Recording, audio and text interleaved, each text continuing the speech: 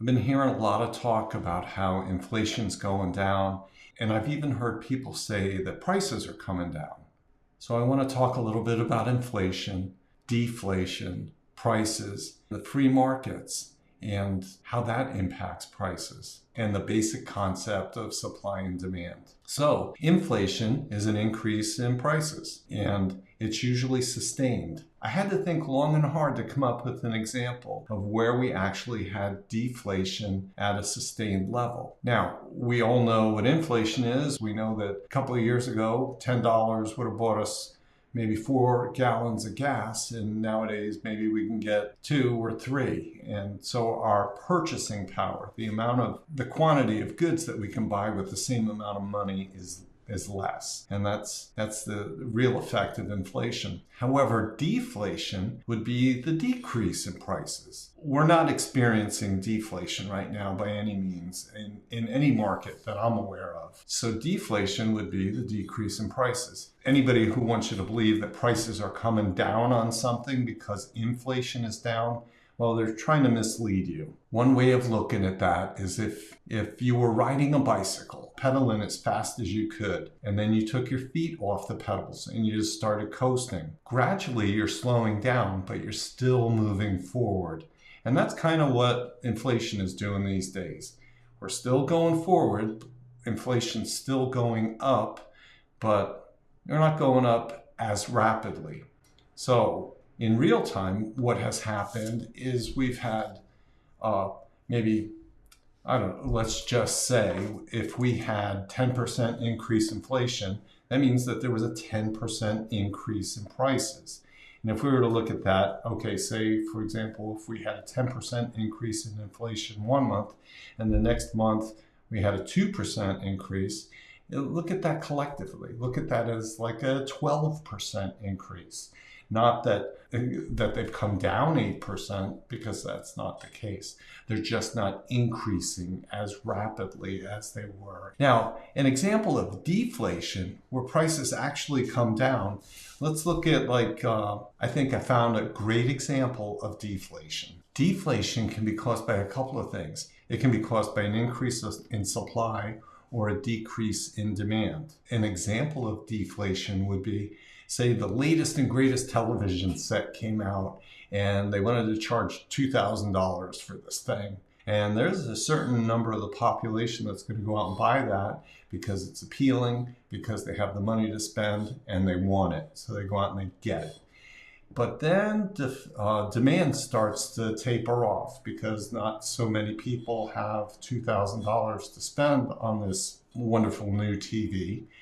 And maybe the manufacturer figures out a way to make those things and distribute them in a more cost-effective way. And they can actually start to charge less for it. And, well, maybe that becomes a $400 TV, and demand is now nice and strong, and they can sell a lot of those things. And that kind of touches on the other thing that I wanted to talk about, is just the basic concept of supply and demand.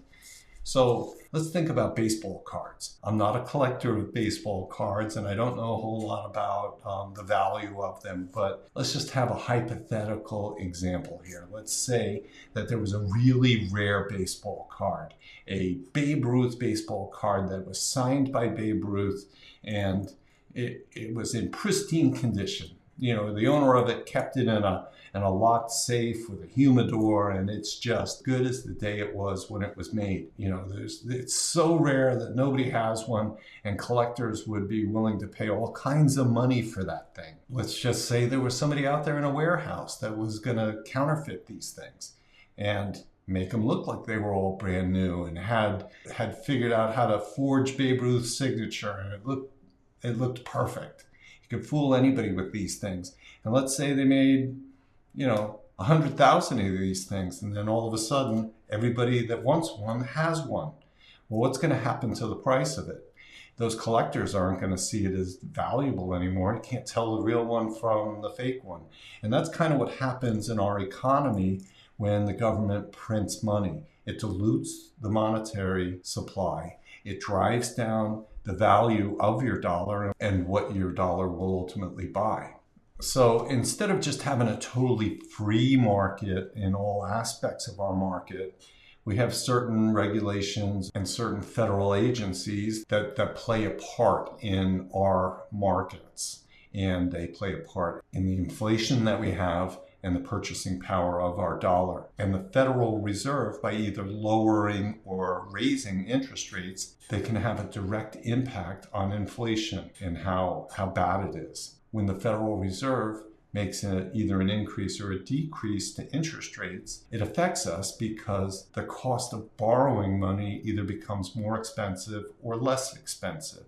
And thereby that will either stimulate the economy or try to slow things down. Now, when we're talking about free markets, the housing market is really a great example of the free market. If I own a home and I want to sell it, I can put it on the market for any price I want. Problem is, if I price it too high, it's not going to sell. Even if it's just a little too high, people that are out shopping for homes, they'll see the pictures of those homes online and they'll say, well, this isn't worth that, and they won't even want to go and see it. So that's a really good indicator if your home is on the market and it's overpriced, if you're not getting any showings. And then if it's on the market, if you're getting showings and you're not getting any offers, well, that's another indicator that you're overpriced. Conversely, if it was priced a little low, well, everybody would be interested in it. You'd see a lot of demand, a lot of people would be coming to look at it, and you'd probably be receiving a lot of offers. So if you're here in the Pocono Mountains and you're thinking about selling your home or maybe looking to buy one, please get in touch with me. I'd love to help you come up with a plan that's going to make your life better.